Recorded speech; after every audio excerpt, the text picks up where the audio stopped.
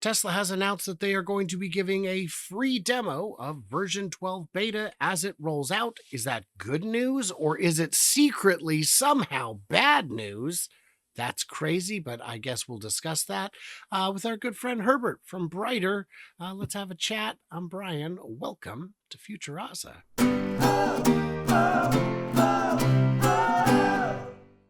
So, Herbert, you've heard about this for sure. What's your take on the free demo that's coming out to? First, tell us what it is and tell us your take on it. There's several news that Elon dropped a couple days ago, right? The first one is that they're going to be really allowing everybody who's any car that is FSD capable in the US at this point to be able to get a 1 month free demo of full self-driving. So I think this tells you that this is something that they're very confident in, because it's going to go beyond just the 400,000 people that have signed up for FSD beta who paid for it, right? Who's willing to pay for this. And if you're willing to pay for it, that means you probably have heard about it. You've been following the videos. You're knowing, much more, a little bit more sophisticated about what full self-driving is. To offer this to anybody to do not only the 1 month free, but now the other edict that he did that he says mandatory is that any new car that's sold, the delivery people, service centers at the Tesla needs to give a guided demo of full self-driving. That means that they need to, in the brand new cars, have it installed. I don't know how they're going to do calibration. That usually takes 20, 30 minutes before they do this. And then they need to do a demo for that person. So they're really now confident that they're trying to get any person who does not know anything about Tesla, doesn't know anything about full self-driving, to see it. And that's why he did that, right? He had said about a year ago, and a year and a half ago, March, he said that once he'd already sent a post. He goes, once FSD is smooth and feels smoother, not just safer, then that's when we'll give a 1 month free demo. So he'd already projected that he was going to do this a month and a year and a half ago. What struck me was that when he said that, it was March, and it was only June of last year when they had Ashok Alaswamy did a presentation at a conference, and he showed off version 12, which is the end-to-end network. He'd already months before that presentation, knew that this end-to-end neural net system is going to be very, very good. But he wanted to be not only safer, which is already, I think we're already at the point where it's safer depending on your definition, but he needed to smooth, that it will wow people, and we're there.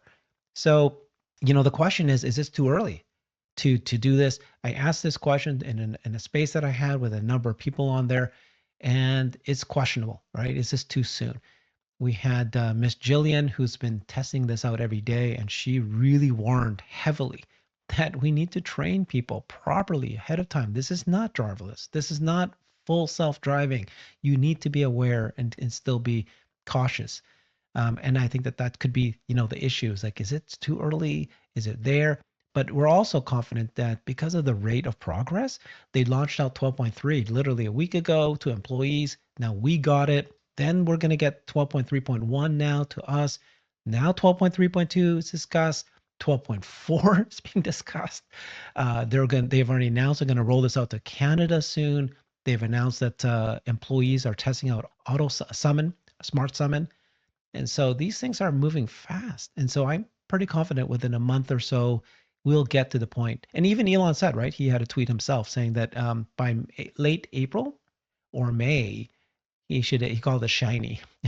FSD will be shiny, which should, what does that mean? Less defects, less bugs, it's going to look so good and feel good. It's polished. So a question in the comments I would ask is, if you use FSD, or for that matter, autopilot, or any kind of ADAS system, where do you keep your foot? Do you rest it? Do you hover the brake, hover the accelerator, or do you just do origami cranes with your feet while you're driving? Any of these answers acceptable? There's other answers too. What do you do with your foot? It's what I'd like to know. So we've got this. Great question. Yeah, we've got this. The real reason Tesla may be giving a demo. Yeah. So yesterday I was asking this question in a space to as many people as possible. Do you think that the reason they rolled out full self-driving is it because of margins, right? Because Tesla thinks that they're going to have lower sales and they want the revenue, they want the cash now. Let's spread this out as much as possible. We'll increase the uptake of FSD subscriptions, or do you think it's about data? The reason Oh. they did this is because now that the company has announced that they're no longer compute constrained, then the more people who use FSD subscribe to the actual product, then they can find more edge cases. There's an argument that yes, you can do shadow mode, and many of the cars is already doing videos, but that does not mean that those cars can actually track any kind of edge case, an issue that the human will then disengage. So only if you've got FSD, you disengage, then Tesla is able to get more data now that they're no longer compute constrained and they can hit those. Surprisingly, in the group that I was asking, the vast majority thought this was revenue. They didn't think it was necessary for data. I'm still of the data camp, that this is why they're doing this, because I just revenue can come later, kind of thing in my mind. But I mean, at the end of the day, it's the benefit of both. I love it. That is a huge one. You need more data, and this is a good way to get it. The only part of this Business Insider is this quote from Elon. Almost no one actually realizes how well supervised FSD actually works. Um, so let's take a look at something else here. We've got Yahoo Finance. Can new Tesla driver assist incentive boost sales amid slow EV demand?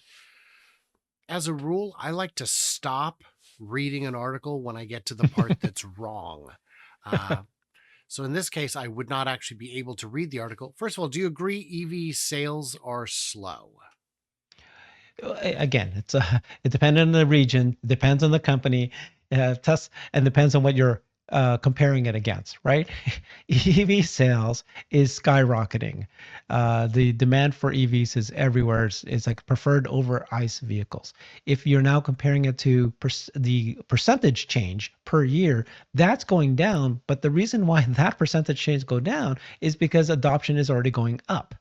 And so the great example that ARK Invest pointed out is, what is EV percentage growth when we're at 99% of EVs are everybody's bought EVs at that point? It's 0%, right? Yeah, it's So then you're gonna very go, flat. at that point you'll go, it's the adoption is fallen. Well, Right. And because it's at that. yeah, and you'll have some anomalous quarter where ICE goes from 1% back to 2 very briefly. Like, oh, they Oh my gosh. doubled. It's And of course, Tesla is still growing quite a bit, but it's just not the 50% growth that everybody was waiting for. And that is because the Model 3, Model Y has already hit its, they're selling so much of them. They're already at the point where that growth is not going to skyrocket because they're already selling it at maximum. And so you're waiting for the compact car, you're waiting for the Cybertruck to address new segments. And so this EV sales, the growth is true if you're talking about, the legacy makers. They cannot sell theirs. They tried to. Now they're slowing down production. And so therefore that adoption goes. You can't sell something you don't produce. well, yeah. Yahoo also pointed out autopilot software was the subject of a 2 million vehicle recall. But on the plus side, for more expert insights and the latest in market action, you can get full episodes. Pass. I'm going to Damn pass it. on that. These guys On that. don't do it. This is so wrong. This is so wrong. So Anyways, wrong. so do you think that FSD can drive adoption? And you and I talked about it as a previous show that I see this as a complete redefining what a car is completely. Like, as I compared it to the smartphone versus a dumb phone. This is the same thing, right? You have a smart car versus a dumb car. And even if you don't get the robotaxi, if your car can make your drive so much smoother and even safer because you have 8 cameras and you can see the car is there to protect you. And as long as it doesn't do these stupid moves that it used to do in previous versions, where at any moment of time it can do something dumb, if they remove all that and they make it smoother to drive, the confidence level, the feeling that you have is so much better because you feel this car is thinking, number one, and then two, it is safer.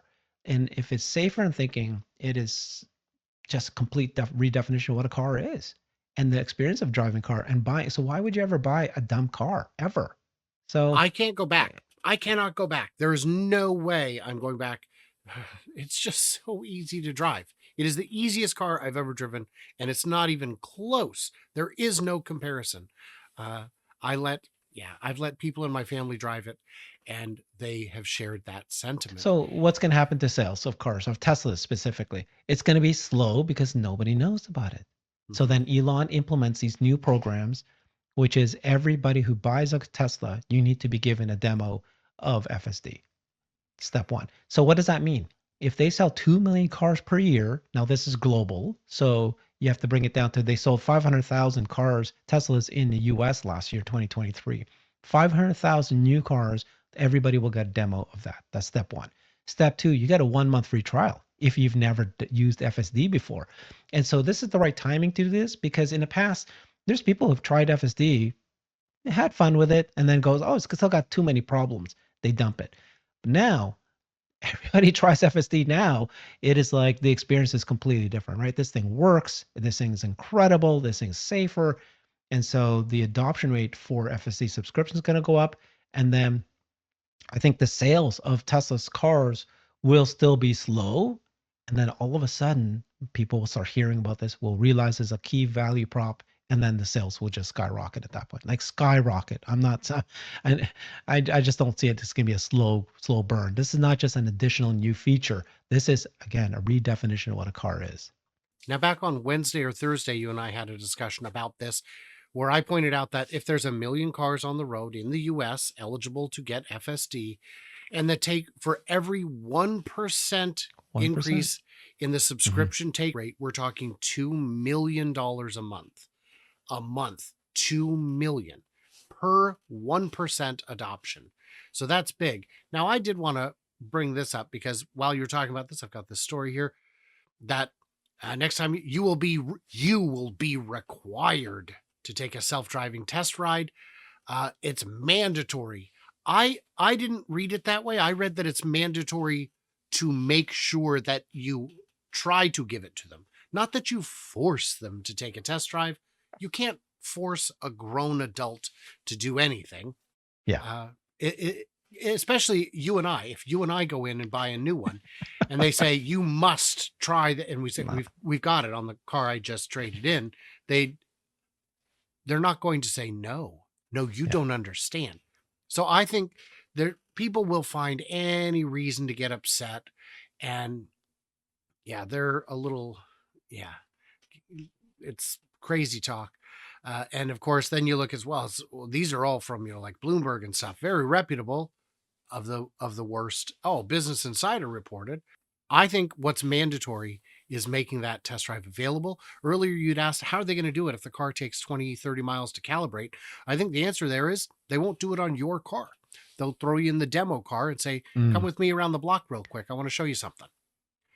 And At the end of the day, it's a really good thing, right? Because everybody should be given a tour of the car. They are right now, right? Before they right, hand it off delivery, they always walk around the car anyways.